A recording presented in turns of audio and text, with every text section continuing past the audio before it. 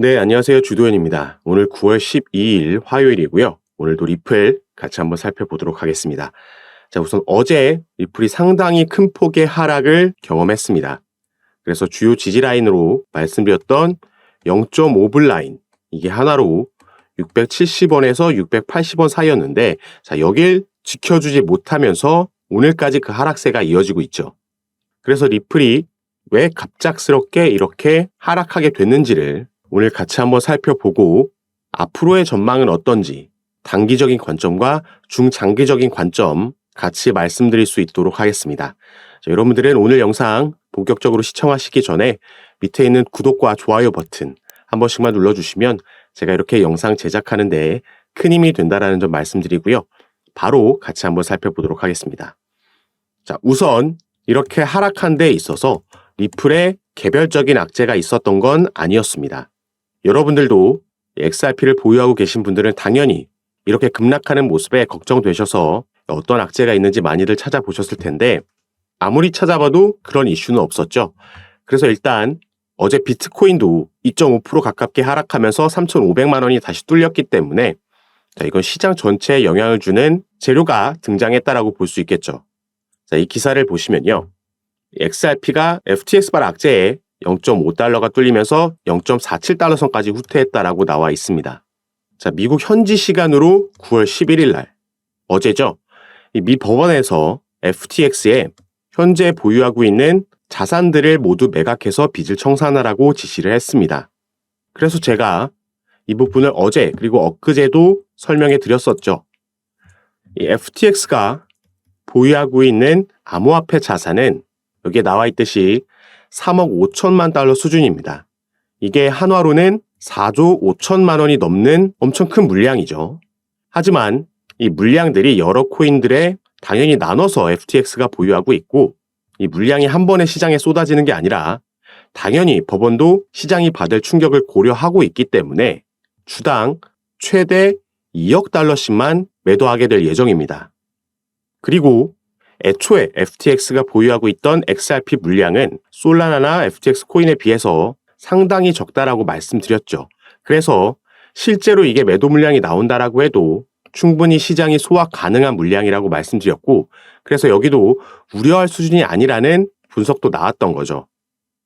그래서 사실 여러 기사에서는 이 이슈 때문에 비트코인과 리플이 크게 하락했다라고 보고 있지만 사실 쉽게 납득이 되는 부분은 아니라고 보여지고요. 또 한 가지 우리가 짐작해 볼 수 있는 건 내일 저녁에 발표가 예정되어 있는 소비자 물가지수, 이 CPI입니다. 자, 밑에 보시면 최근 발표됐던 내역이 쭉 나와주고 있죠.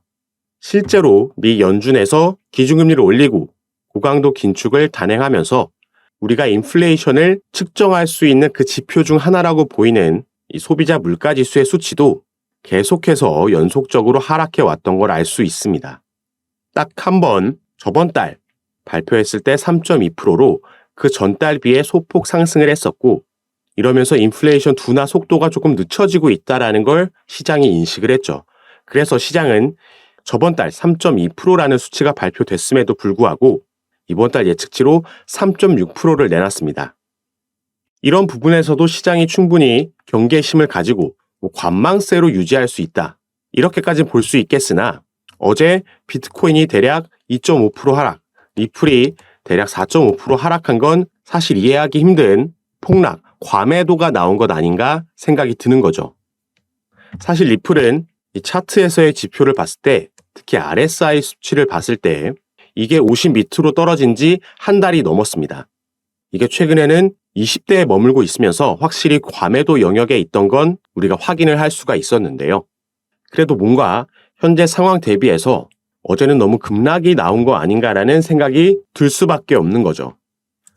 그래서 다시 차트를 보시면 일단 리플 같은 경우에는 주요 지지라인이 한번 뚫리면서 밑으로 내려왔기 때문에 이제는 이 약시재판 판결문이 나오면서 만들어냈던 이 급등 전부 반납을 했고 이전에 단기적으로 형성했었던 박스권의 지지 부분 610원대까지도 하방으로 열려 있다라고 볼 수 있겠습니다. 하지만 어제 이 악재 재료들 대비 너무 급락이 나왔기 때문에 이 XRP를 매집하는 세력들 이들이 추가 매집할 때 단가를 낮추기 위해서 의도적인 시세 하락을 만든 거 아닌가, 이런 의심도 나오고 있는 거죠. 자, 그럼 그들이 왜 저가에서 추가 매집을 하려고 하는지 생각해 보면 우리가 기다리고 있는 이 중간 항소의 결정, 승인이냐 기각이냐, 지금 이 결정만 남았는데 여기서 긍정적인 결정이 나올 것으로 예상이 되고 그 확률이 높다라고 보면 이 재료가 기사로 나오기 전에 최대한 낮은 곳에서 추가 물량을 보유하고 싶겠죠. 이렇게 우리가 생각해 볼 수도 있겠습니다. 자, 어쨌든 이 주요 지지 라인이 밑으로 뚫리긴 했지만 제가 최근에 이 리플의 기술적인 분석을 해드렸을 때 이 라인 위에서만 지지를 만들면 괜찮다라고 말씀드렸던 라인이 있었죠. 그래서 이 차트를 다시 한번 같이 살펴볼 건데요. 자, 이 현재 보고 계신 차트는 리플의 3개월봉 차트입니다. 그리고 이 마지막 캔들이 현재 리플이 위치하고 있는 부분이고 2018년부터 이 삼각수렴 형태를 완성하고 있었다. 그 마무리 단계에 와 있다는 걸 알 수가 있죠. 이전에도 이 삼각수렴을 만들고 있던 와중에 상단을 뚫어주는 양봉이 나왔을 때 급등하는 모습을 보여줬고 이건 사실 리플에서만 반복되는 패턴이 아니라 가장 기본적인 패턴 중 하나이기 때문에 여러 차트에서 우리가 심심치 않게 찾아볼 수가 있습니다. 현재 이 차트에 나와 있듯이 삼각수렴이라고 이걸 볼 수도 있고 이전의 급등까지 이걸 깃대로 세워서 불페넌트, 상승 깃발의 흐름이라고도 볼 수가 있습니다. 짧게 보면 쌍바닥을 형성하고 이후에 급등이 나오는 W 패턴이라고도 볼 수 있겠죠. 어디까지 잘라서 보느냐에 따라서 여러 패턴을 같은 차트에도 적용을 시킬 수가 있는데 이 패턴들이 가지고 있는 공통점은 이 삼각수렴의 상단 저항 부분을 뚫어내는 움직임이 나오면 그 이후에는 상승력을 보여준다라는 겁니다. 그리고 현재 위치해 있는 마지막 캔들, 그리고 삼각수렴의 지지라인 사이에 공간이 있다라는 거, 하방으로 아직 열려 있다라는 걸 확인할 수가 있죠. 그래서 만약에 이 중간 항소가 승인이 돼서 진행된다라고 하더라도 그렇게 되면 XRP가 600원대를 지키지 못할 수도 있다라고 예상하고 있는데 그렇게 되더라도 어딘가서는 지지라인을 만들고 다시 반등을 만들어내겠죠. 그래서 이 위치가 이 지지라인 위에서만 형성이 된다라면 요 사이에서만 만들어지면 큰 틀로 봤을 때 이 기술적인 부분 안에서 삼각수렴 안에서 움직이고 있는 거기 때문에 크게 걱정할 필요가 없다. 오히려 어쩌면 다시 오지 않을 저점 매수의 기회가 될 수 있기 때문에 평균 단가를 낮추면서 보유 물량을 늘리는 매집 타임이라고 볼 수 있겠죠. 세력들은 반드시 그렇게 할 겁니다. 그리고 이 라인은 달러로 0.39불, 하나로는 510원 정도의 위치에 있습니다. 그리고 다시 한번 말씀드리지만 이 차트는 3개월봉 차트이기 때문에 너무 하루하루 일일비하실 필요 없다라고 말씀드리고 싶고요. 일단 리플 같은 경우에는 알트코인 중에서 대장 역할을 하고 있는 코인이고 그래서 저번 달 거래량도 압도적으로 1위를 기록했다라고 말씀드렸죠. 2위와의 격차도 4배 가까이 내면서 엄청난 거래량을 보여준 코인입니다. 이 말은 리플은 개별적인 이슈뿐만 아니라 시장 전체에 영향을 줄 만한 이슈에도 반응을 한다라는 거죠. 그래서 아까 우리가 살펴봤듯이 내일 저녁에 발표될 소비자 물가지수, 이게 이번 달 21일 기준금리 결정에도 당연히 영향을 줄 만한 지표이기 때문에 리플은 이런 이슈에도 변동성을 가지고 올 수 있다. 이 기준금리 같은 경우에는 이번 달은 동결할 거라는 시장의 예상이 지배적이지만 최근 미국의 경제 상황, 그리고 유가도 그렇고 달러도 그렇고요. 이전처럼 확실하게 인플레이션이 잡히고 있는 움직임이 아니기 때문에 이번 달에는 동결한다고 하더라도 다음번 FOMC 회의 때 11월 달에는 재인상할 수도 있다라는 가능성이 대두되고 있습니다. 그래서 시장은 이 기준금리를 발표하고 바로 이어지는 파월 의장의 연설에 연준은 어떻게 지금 시장을 바라보고 있는지 여기에 주목을 할 거고 당연히 파월 의장의 발언에 따라서 시장은 방향성을 잡고 움직일 겁니다.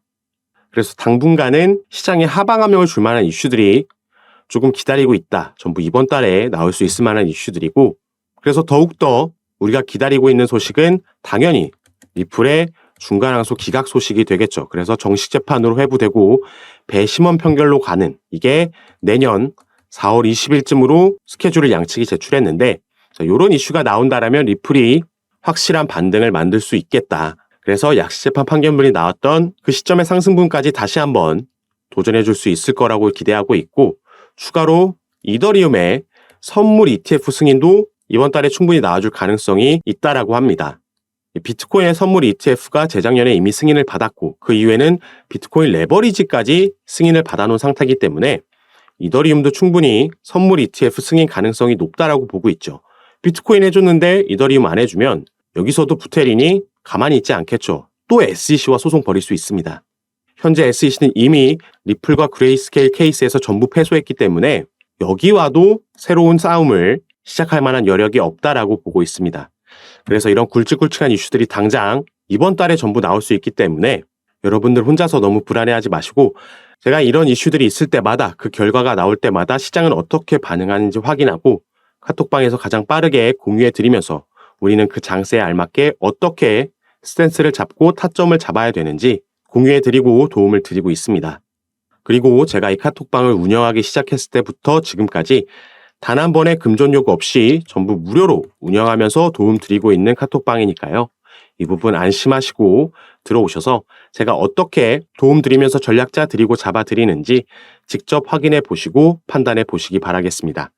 자, 카톡방에 참여하시는 방법은요. 위에 제 전화번호 보이시죠? 010-6531-7908번입니다.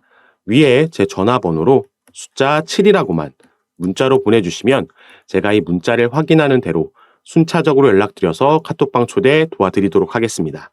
그리고 문자 전송이 힘드신 분들은 이 영상 밑에 더보기 클릭하시면 간단하게 참여하실 수 있는 링크도 제가 남겨드릴 거니까 이 부분도 확인해 보시고 들어오시면 제가 마찬가지로 이렇게 도움드릴 수 있도록 연락드리도록 하겠습니다. 자, 어제부터 급락이 나오면서 상당히 불안하시고 걱정이 많으실 텐데 오늘 우리가 같이 살펴봤던 것처럼 조금 거시적인 관점에서 이렇게 기술적인 분석도 하면서 정보를 많이 가지고 있으면 그 멘탈 케어할 수 있고 버틸 수 있습니다. 아는 만큼 보이는 거니까 여러분들 함께 하시면서 투자 판단에 참고하실 수 있는 정보들 꼭 얻어가시면 좋을 것 같습니다. 자, 그럼 오늘 영상 여기서 마무리하도록 하고요. 여러분들의 성공 투자 진심으로 기원하겠습니다. 감사합니다.